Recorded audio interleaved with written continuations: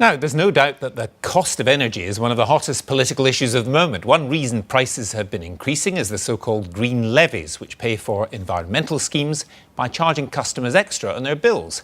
One of these, the Energy Companies Obligation, or ECO, is supposed to help the poorest customers afford insulation or new boilers. But a Freedom of Information request has revealed that the energy companies who are supposed to help these customers are reaching a tiny fraction of those eligible households. Andy Verity has been finding out where the money from your bills is going.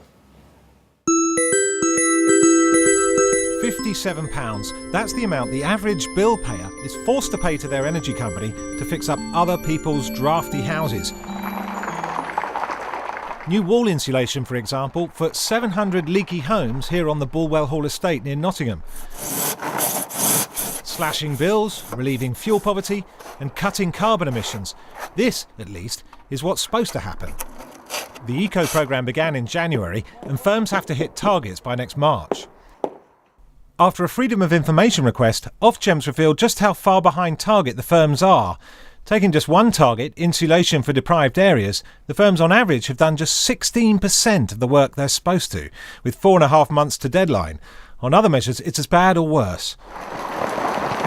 British Gas is among the companies saying hitting its eco targets will cost far more than the government says next year, not £57, but £90 per bill payer. One of those factors outside its control, pushing bills up. Yet competitors like E.ON are far ahead of them in striking deals with local authorities and fixing up homes en masse and to budget. In Bulwell Hall, Elaine Kendall is an npower customer. Her daughter's with British Gas. But it was E.ON that did their free insulation. The floors are a lot warmer. The floors first thing in the morning would be really cold to stand on. They're a lot warmer. I used to put 2 quilts on my bed in the winter. And now I only have to put the one on. You get out of bed in the night and it's nice and warm, it's not freezing cold. And like you said, your eating's gone off then, hasn't it, Mum? But your house is still staying warm. Yeah, I never have my eating on at night. If you do need cavity wall insulation, then the energy companies should be desperate to hear from you. The reason is they have to hit targets for helping people by March 2015. If they don't, they can get fined 10% of turnover. In the case of British Gas, for example, that could be hundreds of millions of pounds. Cavity wall and solid wall. The government won't disclose details of low-income customers from the benefit system, so it costs firms hundreds of pounds to find them. Customers aren't always willing to tell you about their personal circumstances. Some customers are very proud about their personal circumstances, don't want to tell you that they're vulnerable. They have to sign up to being vulnerable, if you like, in front of people they don't particularly know. So for some people it's they don't want to have to admit to these things. So it's hard work to find customers, and the whole industry and the whole country could benefit if we were to share data better with the Department of Work and Pensions. The think tank, the IPPR, got Ofgem to release the data on individuals' companies' performance.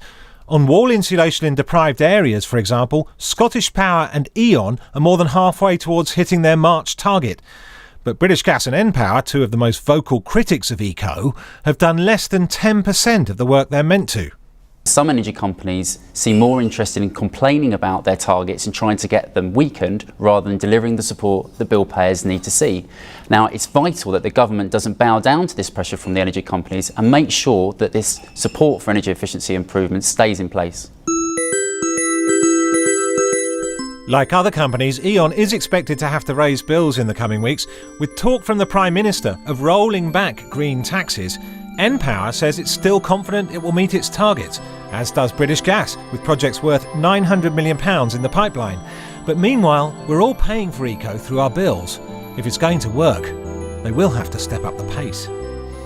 Andy Verity there. Well, we asked representatives of the energy companies and ministers from the Department for Energy and Climate Change to come on to Newsnight to talk to us about ECO, but no one was available.